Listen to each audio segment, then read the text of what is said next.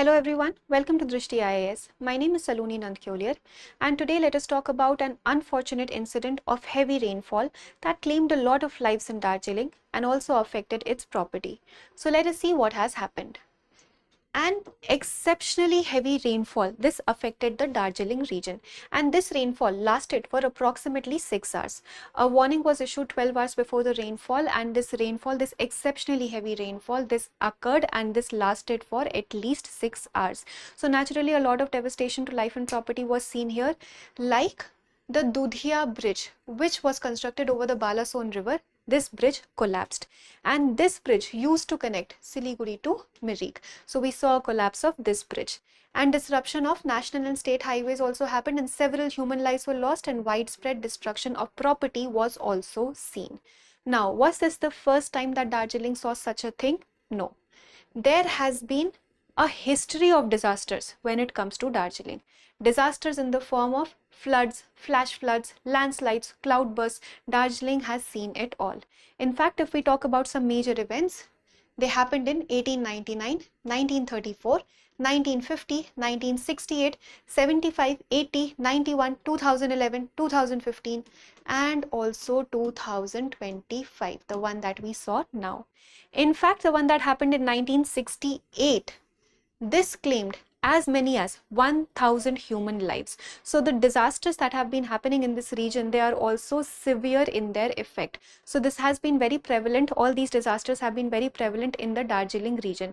In fact, there has been a report, which is the State of Environment report, published by CSE, Center for Science and Environment. It's a non-profit organization, and this report tells us that between 1902 and 1978, 9 cloudbursts were recorded in the Teesta Valley region. So this region has been heavily prone to cloudbursts also. And that is not all. The Landslide Atlas of India, which is brought about by ISRO, this also ranks Darjeeling 35th among the 147 districts when it comes to the districts that are prone to landslides. So this region is extremely prone to landslides. This is extremely prone to cloudbursts and all the other kinds of disasters also. But why are the challenges worsening now? Why is this impact worsening now? This is happening because of multiple reasons. First is the rise in population. The population is increasing, migration is happening, a lot of people are moving towards this area. So because of the increase in population, it is putting pressure on land use pattern. Land use pattern is changing, and it is giving rise to what? Unsustainable construction. Unsustainable construction. Proper mapping of areas, proper mapping of geography is often not done, and then what happens? This construction becomes unsustainable. A lot of homestays have come up, hotels have come up, recreation centers have come up, and these are mostly unsustainable. So they are naturally going to be affected when any such kind of a disaster, any such kind of a natural disaster happens.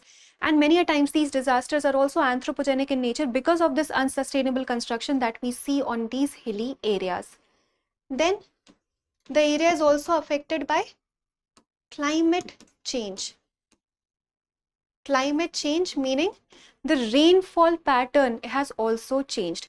Earlier, these monsoon rains, they used to be distributed properly between the months of May to September. But now what is happening? Intense periods of rainfall is being seen. So very small periods of rainfall are happening and intense rainfall is happening. So instead of proper distribution of rainfall from May to September, now we only see shorter periods of rainfall with intense rainfall. So they give rise to what? Cloud bursts and floods and flash floods. This is also happening. So in Hindi, what we call as Moosladhar Varsha is being seen in these areas. So climate change is also affecting the region.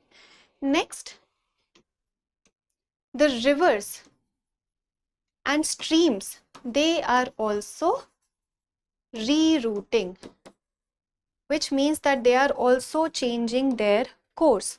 So if they change their course, they are also going to cause floods. So rivers and streams are also rerouting. This is one of the natural reasons because of which these landslides or these floods, all these things are happening. And then municipal negligence is also there. Municipal negligence, which means that there is no proper waste management. Waste treatment is not appropriate in all these areas. So there are clogged drains, all these clogged pores are there. So this also gives rise to flood-like situation because of poor sanitation and waste management. Because of all these reasons, population rise, pressure on land use, unsustainable construction, climate change, rivers and streams rerouting, and poor sanitation and waste management, we see that the impact of all these disasters has now been worsening, and the frequency of all these disasters has also increased. So what are some institutional failures here? Okay, so we know that these disasters are increasing, but don't we need to do something about it? We definitely need to do things about it, but we also see some institutional failures. Institutional failures like the local administration machinery is weak. Who is going to be the first point of response? The local administration, but the local administration machinery is also weak. The offices, the powers of DMs and everything, they are also weak here. They are not equipped to deal with such kinds of disasters, such heavy disasters, such heavy scale of disasters. They do not have proper machinery. They do not have proper people. So capacity building is lacking here. Capacity building is not here. Proper technology is not there. They are not equipped. They are not equipped to deal with such disasters. So the local administrative machinery is very weak when it comes to dealing with disasters of such huge scale.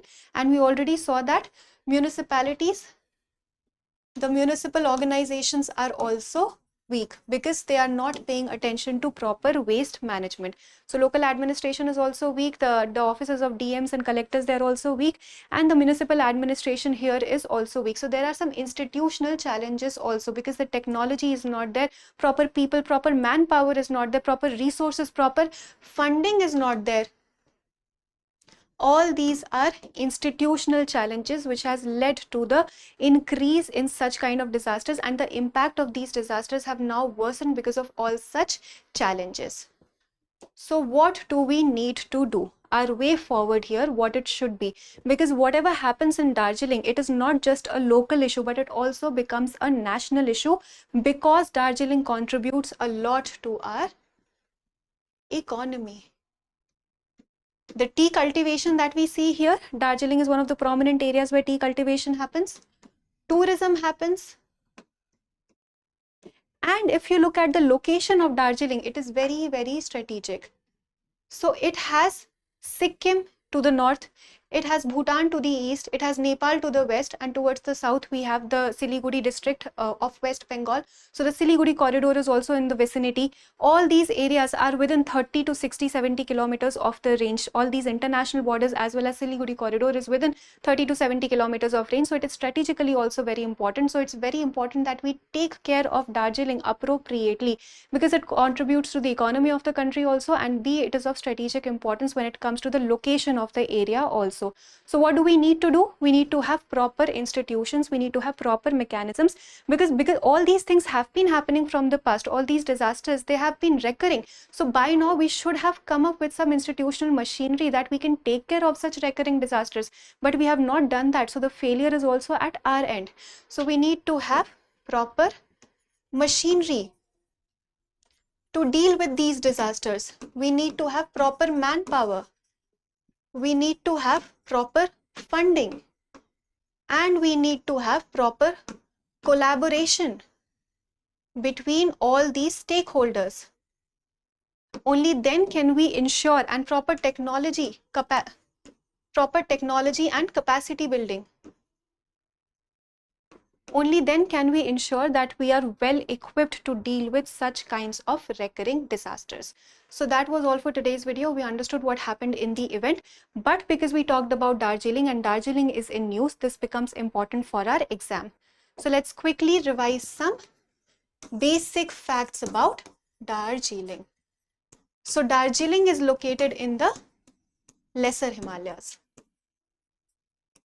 It is located in the Lesser Himalayas. I already talked about the location, that it has Nepal, it has Bhutan, it has Sikkim as its border countries, and then we also see a vicinity to the Siliguri corridor. It is not present within the Siliguri corridor. The Siliguri corridor is towards the south of Darjeeling, so there's a gap. It's not really present within the Siliguri corridor, but it's in proximity to the Siliguri corridor. Then we see some important rivers like Rangit, like Teesta, and the Balason river. Yes, so that was all for today's video. I hope you enjoyed the discussion. Now let us practice a question for prelims. Which of the following statements about Darjeeling is or are correct? 1. Darjeeling lies in the Lesser Himalayas and is part of West Bengal. 2. Darjeeling falls within Siliguri corridor, also called India's chicken neck. 3. The Teesta and Rangit rivers flow through the Darjeeling district. Choose the correct statements. A. 1 only, B. 1 and 2 only, C. 1 and 3 only, D. 1, 2 and 3. Please provide your answers in the comment section and we will meet in a new video. For more informative content, like, share and subscribe, and do not forget to press the bell icon to get the notifications.